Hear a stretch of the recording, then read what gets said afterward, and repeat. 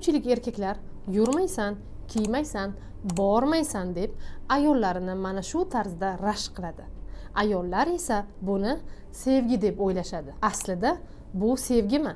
Keling shu haqida batafsilroq gaplashaylik. Men 5 yillik tajribaga ega psixolog amaliyotchi Farxunday Alamzoda bo'laman. Bugun siz bilan qizg'anish o'zi aslida nima, ayol bilan erkakning o'rtasidagi sog'lom munosabat qanday bo'lishi haqida gaplashamiz. Qizg'anish bu faqat sevgi bilan bog'liq his emas. Bu qo'rquv, ishonchsizlik va egalik hissidir.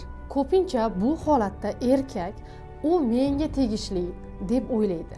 Lekin aslida bu joydan yo'qotishdan qo'rqadi va mana shunday borma, yurma, mumkin emas degan nazoratda ayolni ushlab turishga harakat qiladi. Nega erkak qizg'onadi? Birinchi sababi ishonchsizlik. O'ziga ishonchi yetarli bo'lmagandan keyin hammadan gumon qilishni va hammani mana shunday deb o'ylashni boshlaydi. Ikkinchisi egalik hissi. Ayolga subyekt emas, balkim obyekt deb qarash.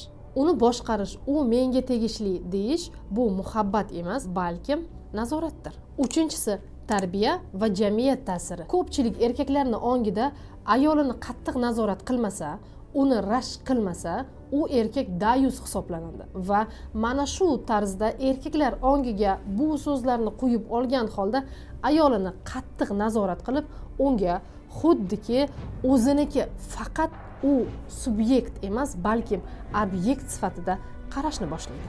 Haqiqiy sevgida ishonch bo'ladi.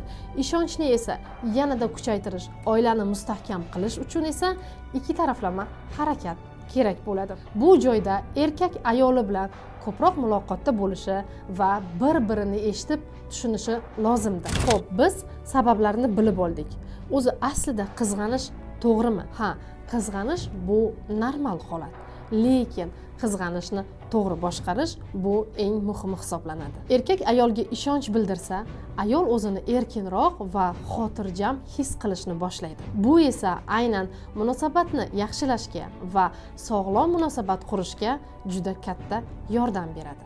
Erkak kishi sevsa, ayolini nazorat qilmaydi, balkim uni erkin bo'lishiga va o'zini xotirjam his qilishiga sharoit yaratib beradi. Aynan mana shunday munosabat ayol bilan erkakning o'rtasidagi sog'lom munosabat paydo bo'lishiga juda katta yordam beradi.